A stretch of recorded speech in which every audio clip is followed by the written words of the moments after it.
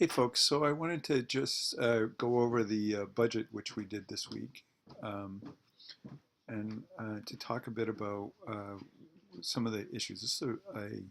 It's not really a complex budget, but it has a lot of different components in it that I think would be um, kind of important to go over. What I've done is I've just pulled a budget here. This is similar to the ones that some of you have submitted. And in my thoughts, what I did was down here, I took many of your suggestions and solutions on how to save the agency. Um, the important thing is I've left in what's called anticipated grants here, but we don't know if those are going to come in. And I think most of you rightly said, since we don't know that they're going to come in, we really can't book that or count that as revenue for the agency. So I'm going to take that out. And when I take that out, you'll notice here that we're looking at, and most of you came up with this, about a $145,000 deficit. At 6 months, they're going to be in significant financial stress. So there are a couple of things, and I think you talked about these, and I just want to go through this. First of all, as most of you mentioned, the facility cost here is significant. It's spending about $19,000 every month in rent.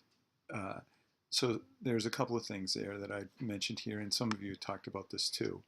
The rental cost is actually more than their staff, which is highly unusual. And I think some of you mentioned this, like try and get that down to a cheaper per square foot rate. Or I thought there's some opportunities perhaps for get some of that space donated. And if they can't get some of that donated, see if they can get some of the other utilities included in that. But that's a significant cost to the agency. The other part is, and some of you mentioned this, is right here when we have the staff positions. I should back up and say, if you look, these are the two largest costs in the agency. And as the textbook talks about, and we'll discuss in detail later on, any organization, about 80% of your budget will be wages and benefits. So there's a couple of ways you can do this, I thought. One is, and someone had mentioned that you could move some staff to part-time.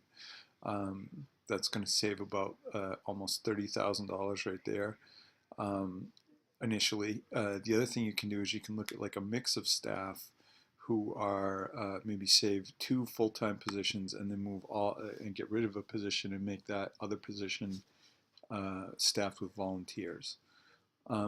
Another thought I had was you could take some of these costs here, extra telephone service, internet, and maybe you could see if you could get those donated. It's only going to save about $19,000, but it is part of the cost. So I would say the biggest thing here is to cut this amount of space in half and get that down to around $115,000 rather than $230,000. That gives the agency a little bit more wiggle room to try and solve some of their other budget problems. The other thing I think it's interesting here is if we look back at from the data, you notice that this isn't the first time the agency's been struggling. And so because of that, one of the challenges I think for you when you do your work is to really look at what is the financial health of the agency. It might be a great place to work, but if they're in continual kind of crisis around funding, that makes the work kind of difficult. And in this case, we're talking about an agency that does some very difficult work. So I think that's an important part of as you're looking for a job or kind of searching out an organization that matches with the mission and vision of the work that you want to do, is what is their financial health. So we've talked about how you can dig some of that information out through their 990 on GuideStar or Foundation Finder. You can look at their tax returns and get a sense on what their financial health is. But I also think it's good just to kind of look at the budget and ask questions about that and make sure that you feel comfortable that they are financially sound.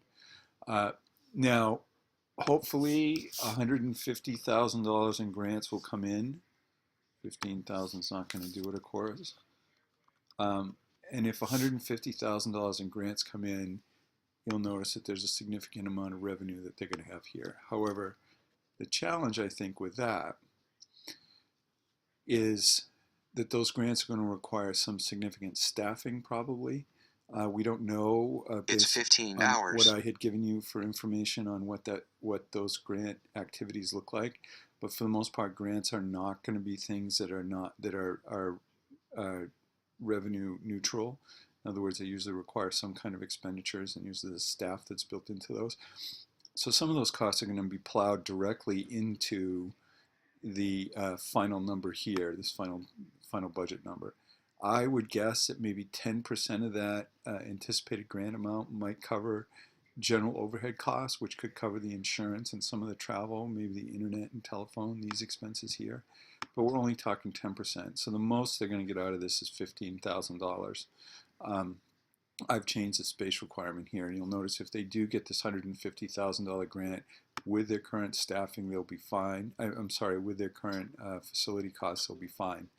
Um, but that's assuming that they get the grant. So anyway, great work on this. I know sometimes this budgeting stuff can be difficult, but I was happy to see how you pulled some of this together, and hopefully this summary is helpful. Thank you.